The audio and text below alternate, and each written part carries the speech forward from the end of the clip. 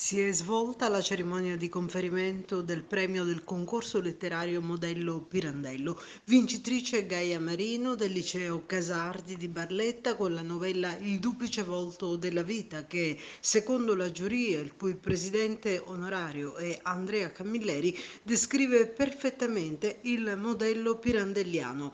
L'iniziativa è organizzata dalla Chivanis di Agrigento. Ascoltiamo Fiorella De Girolamo, presidente. La 30ª edizione della cerimonia del premio letterario Modello Pirandello, che ci occupiamo ormai da tantissimi anni e vengono premiate le novelle più belle, intanto vengono estese a tutti i licei di tutta Italia.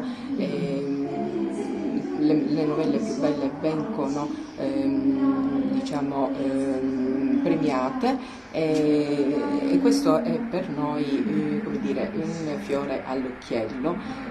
Per quanto riguarda appunto il Kivanis, è giusto che noi, vorrei appunto dirlo, ci occupiamo di bambini e quindi di minori di tutto il mondo, ed ecco che questo premio letterario è esteso ai minori dei licei di tutta Italia. C'è una grande organizzazione per questo Eh premio. sì, è molto lavoro, è un'organizzazione abbastanza complessa, perché comunque c'è una commissione di lettura dove vengono lette le novelle, vengono estrapolate ovviamente le migliori, le più attendibili a quello che è il modello Pirandello.